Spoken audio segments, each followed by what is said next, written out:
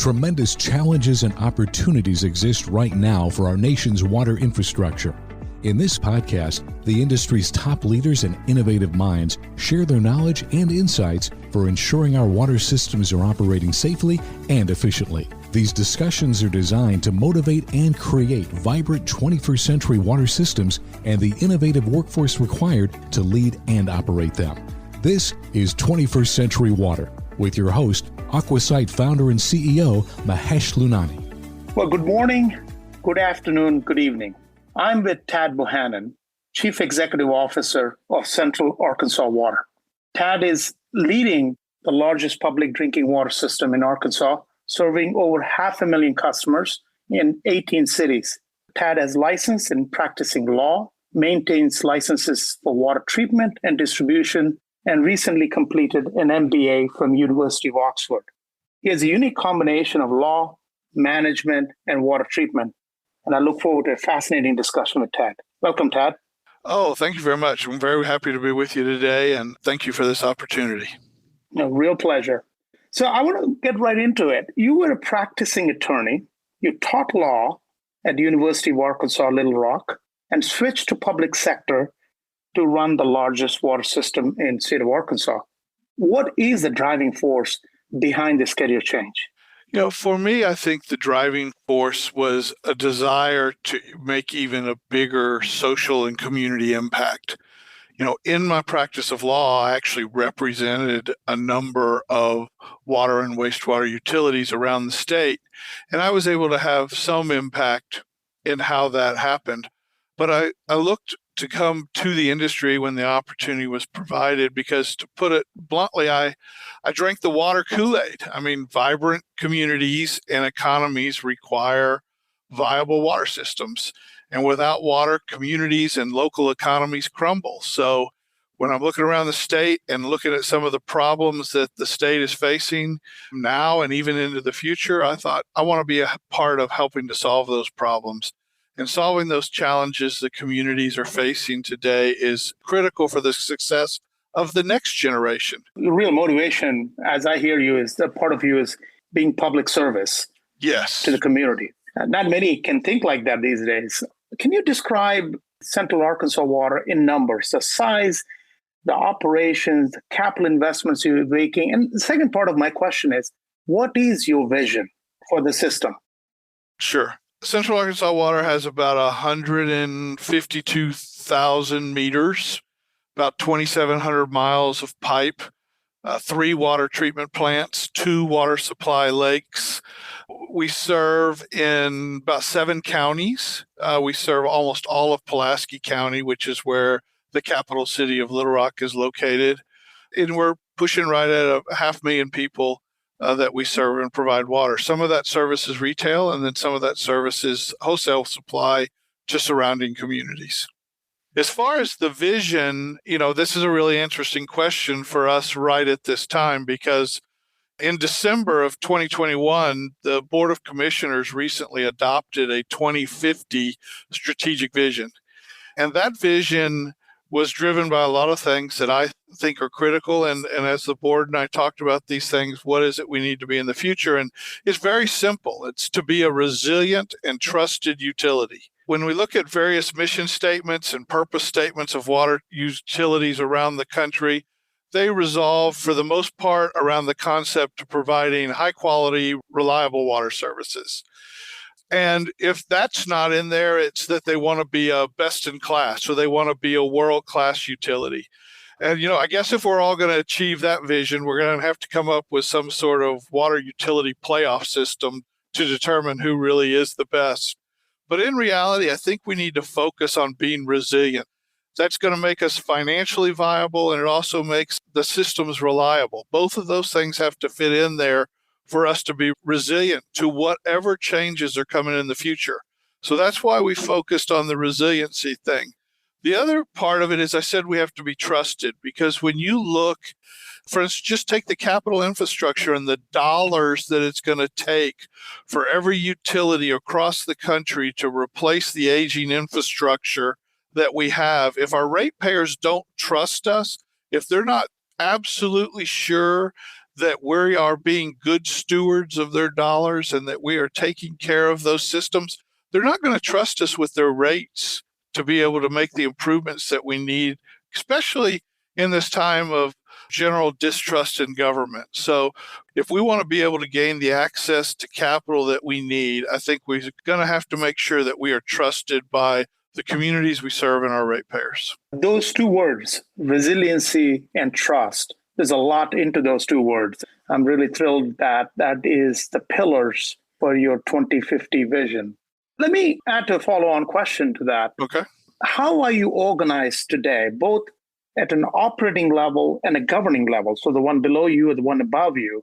And how will that change to meet your vision that you just outlaid on resiliency and trust? First of all, I'll start with the governance structure first. And trust is going to be one of those issues that builds into it. CAW was formed after we went to the legislature and got authorization for a brand new act called the Consolidated Waterworks Authorization Act in 2001. And it was actually formed by the merger of the Little Rock Municipal Waterworks and the North Little Rock Municipal Waterworks, which are two independent cities just on the opposite side of the Arkansas River. When those two systems were merged, we have a board of 7 members. 4 commissioners must be residents of Little Rock, and 3 commissioners must be residents of North Little Rock. I think one of the governance issues that is going to be a long-term issue that's going to have to be addressed is as we look at regionalization, even further regionalization than we've already accomplished, and the whole industry grapples with this concept of customers that have no say. There's a lot of cities that serve outside their city boundaries. And I hate to speak for the entire industry, but the general industry attitude is you signed on to get our city water. You knew when you signed on you wouldn't get representation. And so I think long-term, either the legislature is going to make municipalities, not just CAW, but other public water supply systems address those issues, or the customers themselves are going to say, hey, we want some volume. So I think in the long term, we're going to have to look at governance. Right now, it's off the table. We recently, a couple of years ago, consolidated with a neighboring city called Maumelle, and they had their own water system and their own wastewater system. And when we first started discussions, one of their commissioners asked, will we get a seat on the board? And my response was no. If that's a problem, if that's a deal breaker, we could just pack up our briefcases and we can go home right now. We were able to get through those hurdles. We were able to develop the long-term relationships that it still worked out that a consolidation was the best thing. But I do think in the long run, that's going to become an issue. And I think you're seeing more and more state legislatures around the country step up and say, we're going to address it since you all won't address it. So I think that's an issue. For us, operationally, we're set up much like many utilities. We have a CEO, and then we have a chief finance officer, and we have a chief operating officer. And then just a couple of years ago, we added a chief innovation officer. And it's not just innovation, it's about transformation. How do we work with our culture, with our own employees, with the communities we serve? How do we start long-term having conversations about these governance issues? I think there's a whole lot of things. And so we're actually even kicking around, is it really innovation? We wanted to stress innovation at the time, and we continue to stress innovation, but we've even been kicking around, maybe it ought to be more like a chief transformation officer. We know we're going to have to change moving into the future. So how do we manage that change? The operational representatives, they're too busy running the system day to day to worry about the transformation issues. The finance people, they want to know what's going to happen in the long run on transformation, but they're too busy with customer service, sending out bills, collecting bills, issuing debt for current projects, those types of things, to worry about the long-term transformational issues. So I think for us, we're going to have to maintain and keep somebody focused on that long-term transformation into the utility of the future. What I find fascinating by your response, Tad, the regionalization required the legal muscle that you have and the recognition that the organization needs to be transformed to get to the vision. required the MBA muscle in you. So where you're going and the kind of skill sets you're bringing and the background you have seems like a perfect fit. I appreciate that. And I've kind of reflected on that myself. I mean, when I was practicing law, in addition to representing water and wastewater utilities, I actually did a lot of mergers and acquisitions work, including reverse takeovers and other things. Yeah. And I tell people in the water industry, you can't raid a municipal water utility. I can't buy up 7% of their stock and demand a seat on the board. And, those kind of things that you can do in the stock market world and in the public offering world. But you do bring those skill sets and you bring the history of seeing how to work through those problems. And one of them is, it's getting late. Let's come back tomorrow, and it's nobody's getting up from this table till we hash it out. Tired people become much more reasonable about meeting in the middle rather than holding on to the fringes. And so, it's just even that very simple approach on how do you handle these discussions and these negotiations that I think is critical. So thank you. No, definitely. I'd say it's skill required if you actually want to drive regionalization. What are your top challenges at Central Arkansas Water, and where are you putting all the investments that's either coming in from the federal government or accrued or you plan to make? We have the same challenges as every other water system: infrastructure replacement, increasing regulatory requirements, maintaining affordability is huge. Workforce replace it. If you look at any water industry survey of top CEOs of what are the challenges that you have, we have the same ones. The one challenge we are fortunate to not have is water supply. We are not an arid state. We utilize 2 water supply lakes when we have plenty of capacity to get us to 2070, 2080 and beyond. Water shortage is not a problem. That is not an issue that we have to deal with. In fact, we're very fortunate to have very high water quality. So one of our highest priorities and where we put money right now is protection of our watersheds. Everybody wants to build their house with a view of the lake, but that view comes with a price that is not the price of the lot. It endangers water quality, it increases nutrient loading, it increases opportunity for pollution, and many other factors that come into play from development of a watershed. So we have invested millions, and we will continue to invest more in measures to protect water quality through protecting the watersheds around our supply lakes. Just recently, last year, we issued the first green bonds specifically for the purpose of buying land in the watershed. We're going to use some of the money for more efficient motors and more of the infrastructure that you typically think of for a green bond. But one thing that was unique about this offering, it was the first one to protect watersheds. It's focused on protecting the water quality long before it gets to our treatment plant. We're also focused on replacing infrastructure. One of the things we have to just explain to the public, but it's really simple. The economics are simple. Infrastructure components with a 20 or 50-year useful life were paid for in 30 years. Past utilities issued 30-year debt on assets that were going to last at least 50. So they had a period of 20 years where ratepayers benefited from artificially low rates because the prior ratepayers paid for all the infrastructure, and now current ratepayers are getting to use that infrastructure without having to meet those capital demands and those capital needs. Now that every study comes out about the United States infrastructure is it's not good, and we're in good shape. Don't get me wrong, we're not in horrible shape, but we have substantial infrastructure in the ground past its useful life if you look at engineering standards. And so they've gone 20 years without paying for those capital improvements, and now they're going to have to start paying for capital replacements. And so how we educate the public on the need for additional rate dollars to be able to keep the capital and to keep the infrastructure in a good shape is one of our biggest challenges. And we continue to address that both with exploring different ways for alternative revenues to long-term bonds. I mean, nothing different than anybody else that's looking at. I think the last one we have to work on is human capital. Every utility, their employees are the most important asset they have, and maintaining the current workforce as well as finding the next generation of workers is critical. We talk about it that nothing at CAW works well without high-performing, innovative, values-driven, informed, and passionate people. That's what we need in our workforce. Right. And when we have that, things work smoother and we are more innovative and we come up with better ways of doing things. And I think that's critical. Most people invest in buying water. You're investing in buying land to protect the water.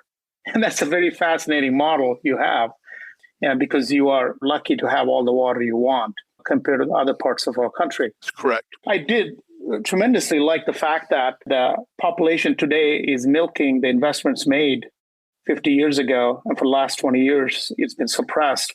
And I think that's a great way to explain to the residents to say why the investments have to be made now so it can last the next 50 years. And that's a really simple, intuitive, very powerful explanation, really. And for that reason, I think the infrastructure is a very sexy word at the moment in the country. As I was researching, Tad, it was clear to me that one of your big goals is to drive regionalization, economies of scale, consolidation where it makes sense, not for acquisition for the sake of acquisition.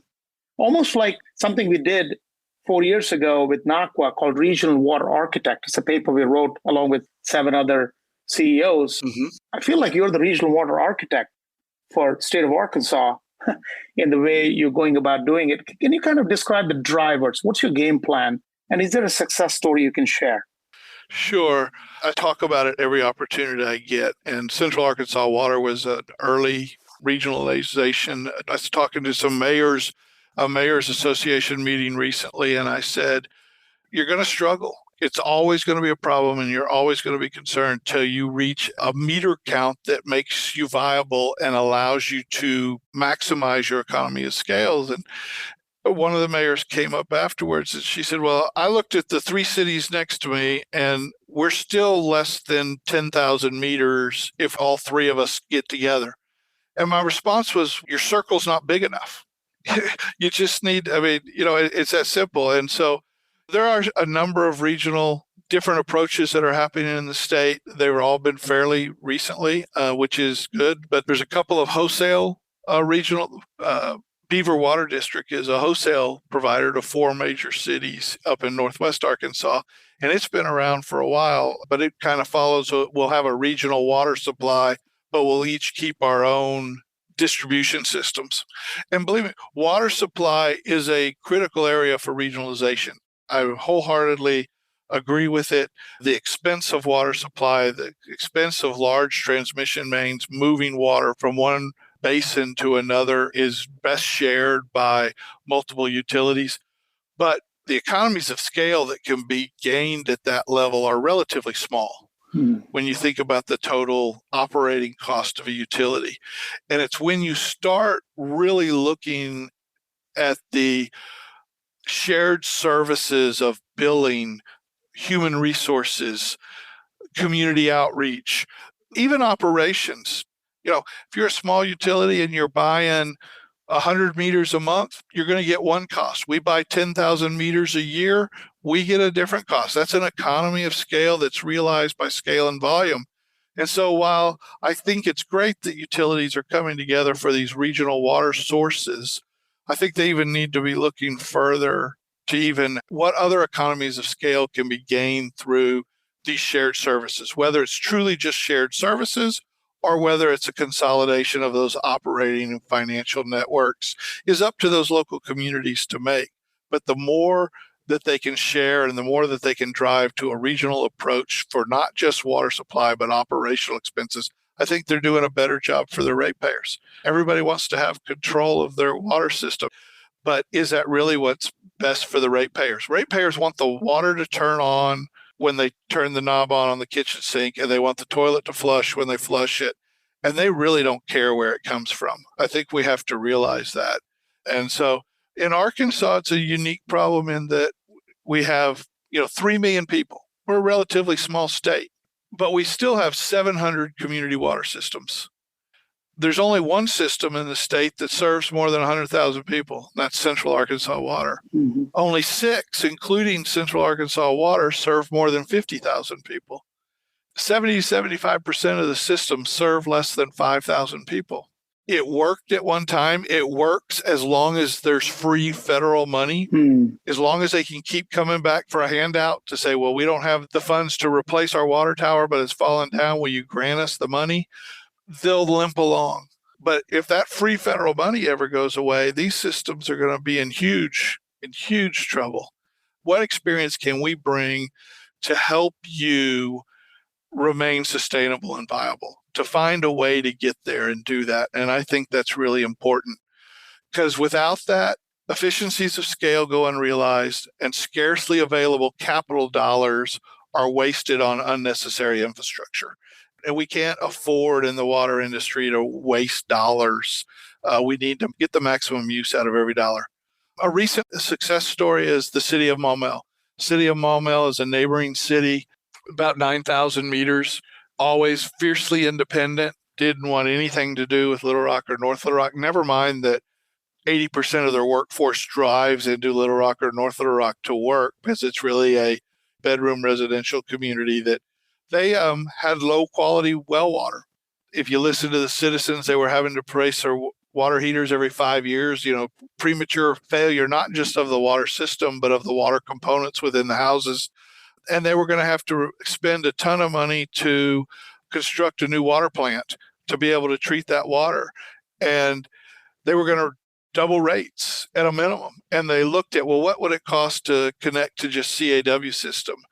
And then even the citizens, it's great community outreach, because the citizens who had been taking empty milk jugs with them to work to fill up while they were at work and then take it home so they had clean water to drink back in Maumelle, they said, what's this about? Just join them. Just consolidate. We like Central Arkansas Water. We want their water. They do a good job of. And so it actually became an easy decision for the politicos within the community, because the citizens say, we've got great water right next door to us. They do a great job of managing their system. Why would we want to replicate that? Another quick example, there is a detached system that has been having problems for years. And a court recently appointed us receiver. Now, we don't know what the exit strategy is going to be, but we walked up to a customer and said, we noticed you got sewage flowing out on your ground here. What's happening there? And they said, oh, it's been doing that for at least 4 years when I bought the house. And it's only bad whenever I flush the toilet or take the shower. I mean, because of lack of resources within the local community and resources at the disposal of Central Arkansas Water, we had their wastewater system up and operating within a couple of days after the court appointed us receiver. We were able to reach out to other wastewater utilities who then said, you're right, this is a system that we need to be helping with. And they brought their VACCon trucks and spent a day helping clean out the system. Regionalization is more than just consolidation. It's getting us working together on a regular basis to help each other out. The examples you gave me, the consolidation part, were really driven by a crisis. What actually, the point you made earlier, economics versus control. If we can take out this mindset of control and focus on the mindset that it's economics, I think you have a much more proactive play, so you don't get behind the 8 ball, but ahead of it in terms of driving this. So it is clear to me you deeply thought about it in many dimensions, that 700 community public systems with 3 million residents, that just doesn't match up, and something needs to be done, clearly. It was clear to me you enjoy learning, but from being from Arkansas and doing an MBA from University of Oxford, I can understand East Coast people closer to London, etc., and Boston. How did that come about? Well, it started with, I think it's important, just like we ask every employee to look at their knowledge and make an assessment of what further skills they need to further their career at the utility or in the industry or however.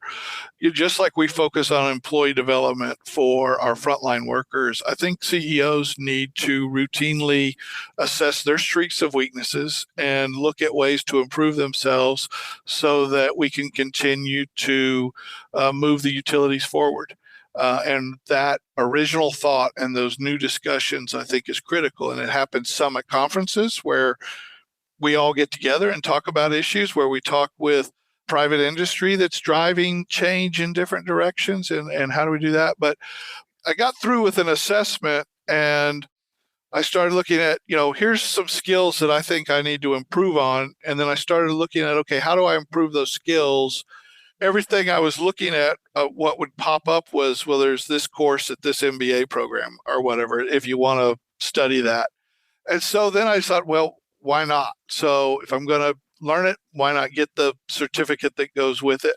And so I started doing an investigation in a typical TAD fashion. I had a great big Excel spreadsheet where it had cost, travel cost, housing cost, and then it even had some comments about focus of the program and these types of things.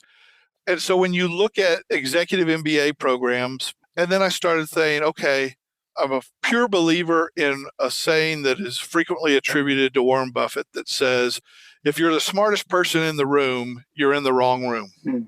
And so I started looking and saying, okay, if I'm going to go do this, I want to be with incredibly smart individuals that I can learn from. Mm-hmm. Then you're looking at top programs in the country and in the world.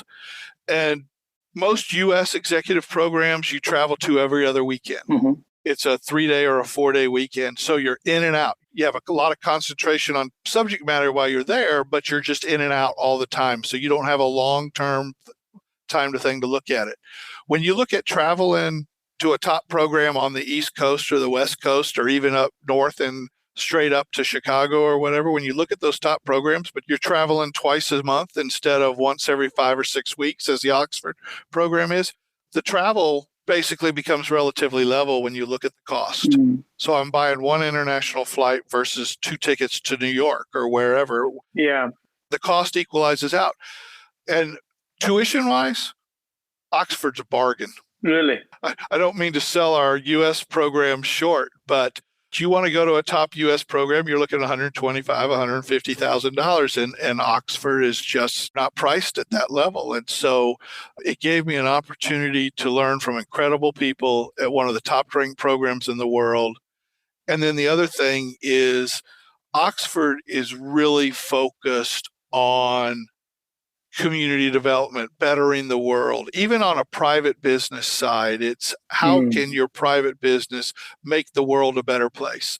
A lot of MBA programs focus on finance. Go work on the stock market, go work for a Merrill Lynch, go work for whatever in New York City. University of Arkansas focuses on retail sales. Wonder why? Walmart is right there. Different programs have different focuses, and the focus in Oxford really fit with, it's an MBA, not a Master's of Public Administration. It's an MBA, but it really does focus on public improvement, right, improving the public sector. And then there's another little thing they have called the Oxford Water Network, which is a multidisciplinary approach to solving water problems, not just within local communities, but on a global scale. So it was clear to me, you thought through this one before you actually joined. It was, you analyzed the heck out of this. I will tell you, in 2004, I did something similar at Harvard. It was at that time, I had 60 colleagues around the world. It was one of the most fascinating experience that I've ever had in my life.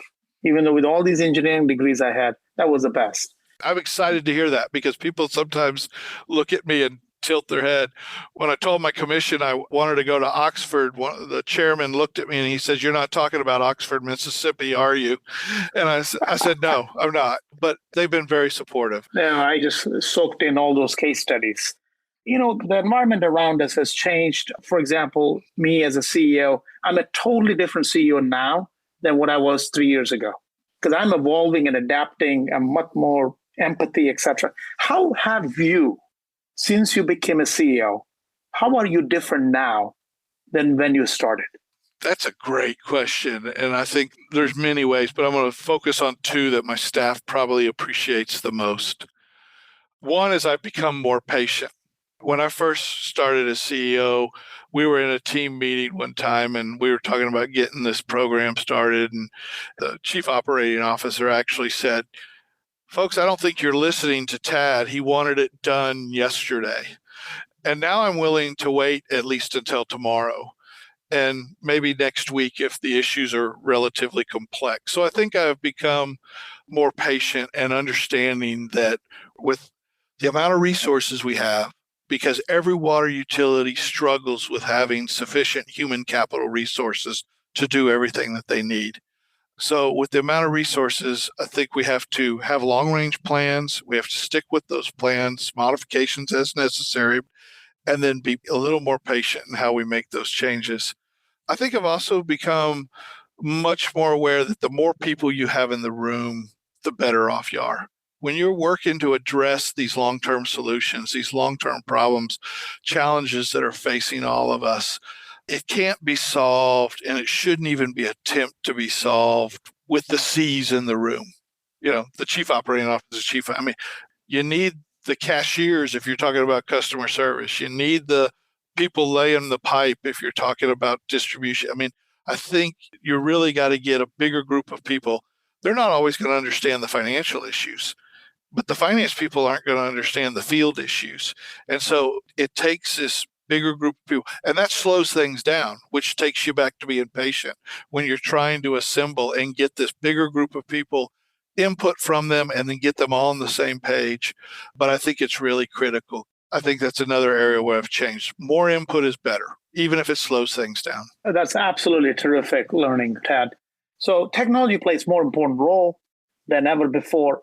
What is your view in the scheme of things at Central Arkansas Water? Where are you investing in technology? I think it would be easier right now to say, where is CAW not investing in technology? Mm-hmm. That said, we know we have a whole lot more technology that we need to invest in. We are behind, and we are playing catch up. Because water is available and it's relatively cheap, we still read meters by people running from meter to meter. We have very limited deployment of AMI or AMR. Where water is more valuable and you need to know that there's a leak the instant it happens, those systems deployed those technologies very early on. Now we're getting to a cycle, though, that customers are demanding it. Even if water's not expensive, they want to know if they have a leak. They want to know if they're going to get a big water bill. They don't want that big water bill, those types of things. So I think we're playing catch up in a lot of areas, and that's in customer service, water quality, throughout the system, not just as it leaves the plant, but throughout the entire system. Data mining. I'll give you an example. We've been collecting critical source water information for decades in cooperation with United States Geological Service, but it's all been sitting there in this data reservoir. And we recently had a water quality issue pop up, and we went to a consultant, and they said, well, what water quality data do we have? And we said, here. And we dumped on them 30 years of data. And they said, this is incredible. We have never seen this amount of data. Well, we had it. We just haven't been mining it. We hadn't been using it. And so I think every utility is developing all this data through their LIM systems, through their remote water quality monitoring, through all these things. But due to lack of human resources, are they really maximizing their use of it? And I think that's something that we're going to have to do. At some point, we're going to be a technology company that happens to sell water, and not just CAW. It may not happen in my lifetime, but at some point, water utilities are going to hire more IT people than they hire water treatment people. It's just going to get to that point. We're not there yet, but it's coming. Right.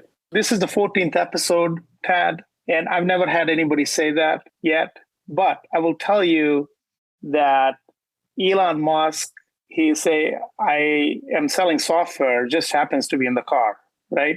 So clearly, I think in every sector, whether it's finance or insurance or healthcare, tech plays a more important role. You could see that with where you're doing with the water. Now, pandemic, what are your challenges? What's changed as a result of pandemic for you and your organization?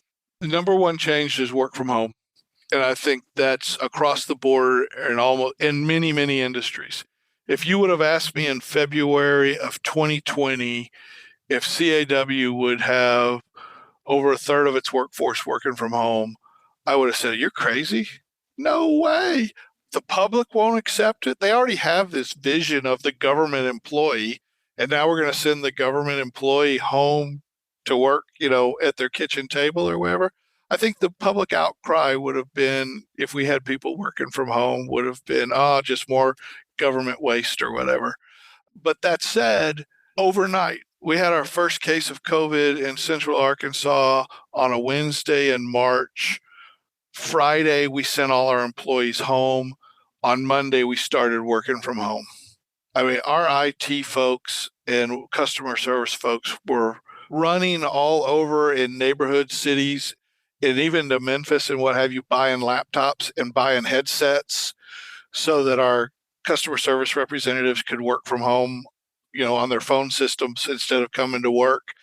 I don't know where this came from, and I stole it from someplace, but I think it's a great analogy. And I'll say, if you would have come to me and said, okay, Tad, we want you to explore working from home, we would have gone and hired a consultant. We would have paid them a couple of $1 million. It would have taken 2 or 3 years, and it would have come back as non-conclusive. And we did it overnight, and it worked. And we found that it doesn't work for every employee. Right. And you have to just watch those things. Right. But it works for a lot. And so I think that's the biggest change. And even for our inspectors, we used to have them drive to the office, get into their utility truck, drive home.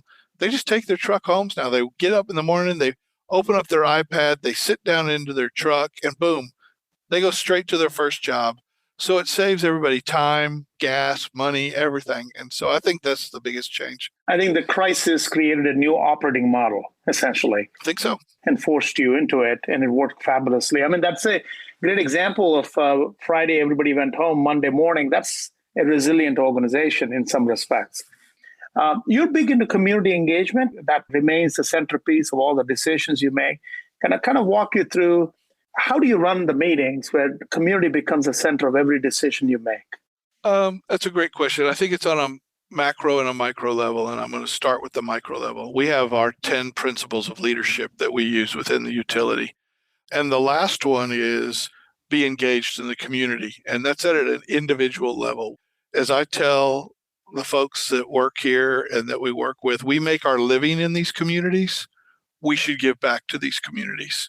So we need to be engaged. I don't care if it's coaching Little League Baseball or church basketball, or serving on a nonprofit board, or working in a soup kitchen, or any of the many other ways that you can serve and work in your communities to better your communities, picking up trash on litter days, whatever it is. We need to be engaged in the communities on a micro level. On a macro level, it is truly looking at what is the best for the community. How does that work best? And I'll just take it to economic development.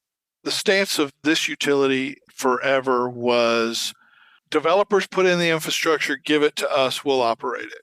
But we're not going to extend infrastructure at utility cost. One of the things we look at is if Amazon is going to put a distribution center and it's going to employ 400 people, that's a community benefit. That helps us attack affordability. That gets a lot more people that can afford to pay their water bill. So maybe we analyze what contributions the utility ought to make into that project differently than how we've looked at it before.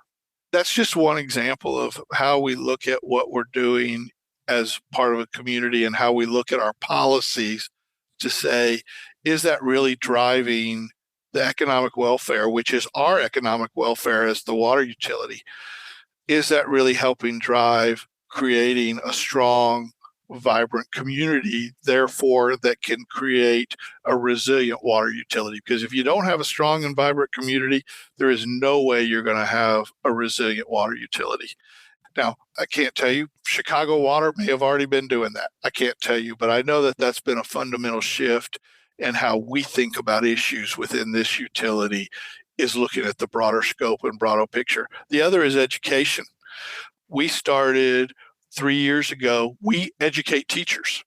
Teachers are required to have professional development. We started a program a number of summers ago that we'll have teachers come in and spend 2 weeks with us. They go home, they learn all about a water system. They get in the creek that flows into the lake and pick up rocks looking for microinvertebrate to look at the total health of water systems. They understand fluid dynamics and hydraulics of pipe. And so they go home with curriculum that is about the water industry, but it teaches all the principle. It's lined up curriculum with the core requirements that what they're supposed to be teaching their kids. And so it's real life problems. They're not just teaching a problem out of a textbook. It's here's real life problems. Here's real life things that are going on in your community. Solve this math problem or solve this science problem. And we'll look at it through a water industry. It also helps spark kids' interest in entering the water community. We're going to, within one of the local high schools, put a water distribution operator license course. We're going to build a microsystem in some vacant land they got so they can do leak detection. They can break down a fire hydrant. They can repair a meter. One of the things I've really got to talk to AWWA about, but I want to figure out how I can put a high school team together and enter them in hydrant hysteria and the pipe tapping contest and these types of things, because kids are going to eat that up, and then we're exposing people to the industry. Yeah, this is outstanding. Outstanding how you are engaging the community, especially the teacher concept. Very fascinating. And more importantly, creating this water treatment lab in a high school. Maybe every utility does it. And at AWWA, you have a high school contest, just like the robotics high school contest. Mm-hmm. Or maybe this podcast is the beginning of this idea, Tad. There you go. I like it. That you can take to David LaFrance saying, David, this is what we want to do to get the next generation workforce engaged, is create high school water treatment challenge, water distribution network challenge. You've just taken my idea and taken it to a whole new level. And so I'm excited about that. Thank you. No, well, it's your idea and it remains your idea. And I would like you to share this to the rest of the world. But listen, that brings me to the next generation workforce, which is the last question in our discussion here. How do you engage them beyond these beautiful, the fascinating new concepts you have? How do you attract? Because first of all, there's a labor shortage in general, right? Especially the engineers and talented and so on. And they are, not picking up water as a desired sector. So how do you get them on board? We are coming upon generations of more and more people that want to make a impact early, and they want to make that social impact. We have to rethink how we operate in that, we're all recognizing that currently the younger generation and potentially future generations aren't going to stay with the utility. This month, we're celebrating a utility employee who's been here 45 years. That's not going to be the workforce of the future. I'd love for it to be, but I'm trying to accept the reality that it's not going to be. And so I think we have to make water sexy. I mean, you said it yourself. It's not the most dynamic thing, finance or IT or sending rockets to the moon or whatever is a whole lot more. But, there is no more noble pursuit than providing clean water, protecting public health, and protecting the environment all at the same time. And we have to talk about it in terms of that. We tell people all the time when people say, don't just say you work for the water utility.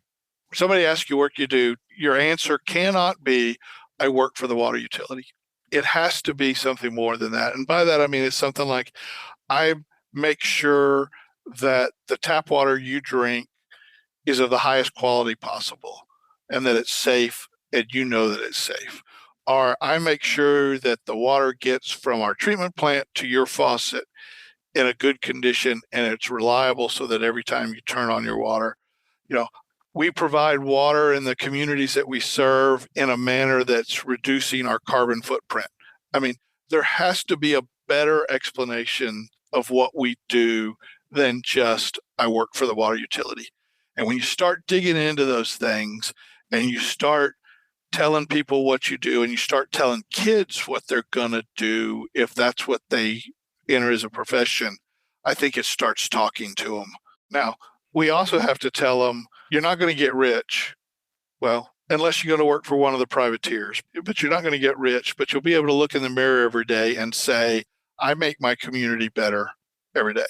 And I think that's critical. What you're talking about is describe the outcomes of what your job is to the community, not what role you play in a utility. That's correct. That's a better way of engaging this.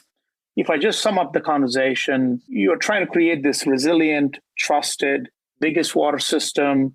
a regional water architect that's using economics as a way of defining what's best for the residents as you regionalize it, looking at infrastructure funding and how best to explain why this infrastructure funding is required for the next 50 years. And there's a whole slew of, how you describe the technology. Water company will be a technology company delivering water. And this idea that you had of creating a water lab in a high school and having the high school students, live the world of water utility. I mean, a fascinating context. If you could just extend it nationally, these are really traits of a practical CEO coming up with practical solutions. I really enjoyed this conversation. I learned so much today through this, and I appreciate you being part of this podcast. Well, thank you very much. I'm honored to be here. I appreciate everything you are doing to the industry and from your business that you operate to hosting this podcast, because podcasts like this is how we learn from each other. I really appreciate you doing that and allowing me to be a part of it. The work you're doing, the work at Aquasight is critical. We will all working together make the world a better place. Absolutely. And there's nothing wrong when you share good stuff. Appreciate it. Thank you very much, Tad. All right. Thank you. Join host and Aquasight founder and CEO Mahesh Lunani again next month for another episode of 21st Century Water. Subscribe for free in Apple Podcasts, Google, Spotify, or Stitcher. Produced by Jag and Detroit Podcasts.